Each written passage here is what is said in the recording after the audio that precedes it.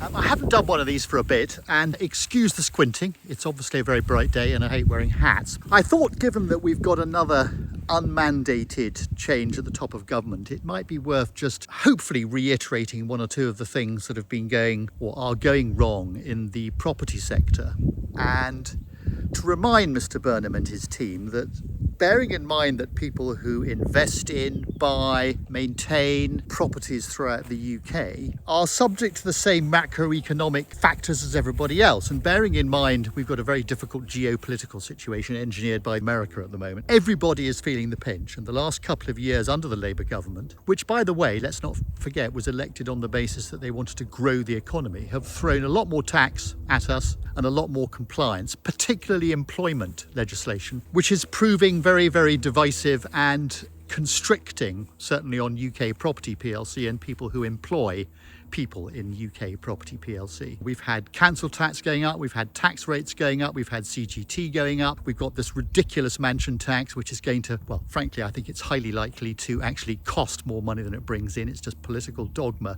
masquerading as policy. It simply doesn't make any kind of sense. And I think we need to remember that UK property PLC is 10% of UK PLC, and if Burnham wants to build lots of houses, which is great, no one has any problem with that, but people have got to buy them, so they're going to need to see an economy that's growing and feeling confident. And the people, as I say, that build them and manage them are going to need some sort of incentive to invest in that sort of building. And when you've got a situation where my particular bugbear is that they're talking about equalising CGT with income tax, that is just such a ridiculous thing to suggest. I have invested over my lifetime in an estate agency and in a PropTech business. I certainly wouldn't have done the latter of those had I known that I was going to be paying the same CGT. I'd have just gone off and got a better paid job. Wouldn't have bothered me at all. Then I wouldn't have generated employment for 60 people and thousands of others on a part-time basis. It is absolutely absurd, and it will be the biggest disincentive possible for people to invest in new business, which is what the Brits are really good at. Brits are good at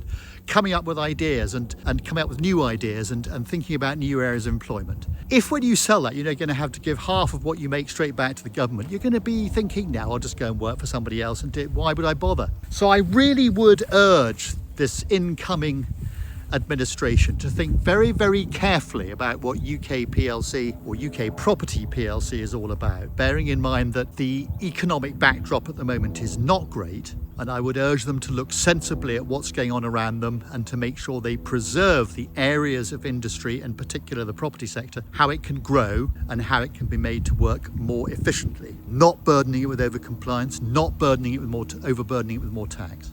I do hope someone in Labour HQ is watching this, and if not, if you have the opportunity to put in front of someone who is, please do, and thank you for listening.